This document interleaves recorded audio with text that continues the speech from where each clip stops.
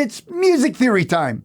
We're going to have fun. I have so much that I want to tell you about. But before we get into a lot of the other fun stuff, I want to make sure you understand the basic building blocks of music. I'm talking about the musical alphabet and where the notes are on the guitar fretboard. I'll start by explaining the theory, and then we'll take it over to the guitar, and I'll show you what it looks like on there. Let's head over to my whiteboard.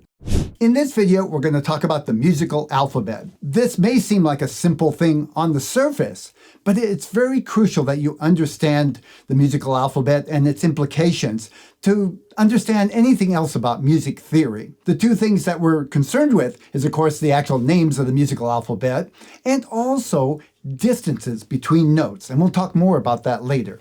So let's just start off with the letter names. The alphabet consists of A, B, C, D, E, F, G, and then it repeats A, B, C, D, F, G, and goes in a cycle. Now notice what I put underneath here.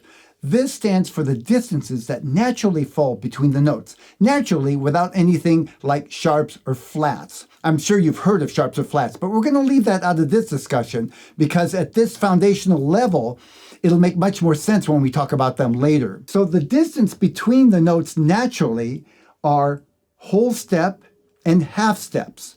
Whole steps on the guitar is equivalent to 2 frets. 2 frets, if you go up 2 frets on the guitar, you'll have 1 whole step.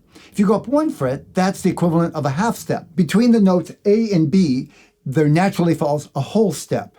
Between B and C, there naturally falls a half step. And you notice I put the 1 down here, meaning 1 fret on the guitar.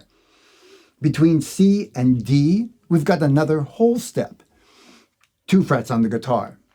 Between D and E, that's going to naturally be a whole step. Between E and F, there's another one of those half steps, or 1 fret on the guitar. Between F and G, that's another whole step, or 2 frets. And between G and back to A is another whole step, and so on. Now you'll notice pretty much everything is a whole step except B and C, and between E and F. We call that the rule of B and C and E and F. For many people, the easiest thing to remember is there's a half step between B and C and E and F. Now I'm going to go over to my guitar and show you what this looks like on the guitar. Okay, let's apply this to the guitar neck itself. And all you need to really remember is the B and C and E and F rule. There's a half step between B and C and half step between E and F. Every other natural note has a whole step between it. So for an example, let's start with the open A string. We're going to find all the notes on the A going up, from A going up. So we'll start with A to B, that's a whole step, or the next note, A, B. B to C is a half step, so we're going to need 1 fret for that. That's a C note. C to D, that's a whole step, 2 frets. So that's a D. D to E. E to F, that's another half step. F to G. And G to A again. So I can find all the notes on the A string. Let's see, I could do the same thing on the open E string, starting with the open E string. E to F is going to be the half step. F to G is a whole step. Now we'll go G to A, that's a whole step. A to B, another whole step. B to C, half step. Half step? Yes. C to D, whole step. And D to E, half step. Whole step.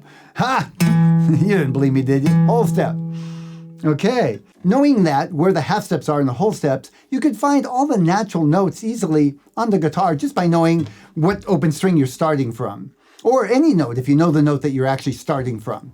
But there are a few tricks that'll help you to find the notes even quicker and help you memorize the notes pretty quickly on the entire neck. I'll explain more about that in the next video called Learning the Notes on the Guitar Fretboard.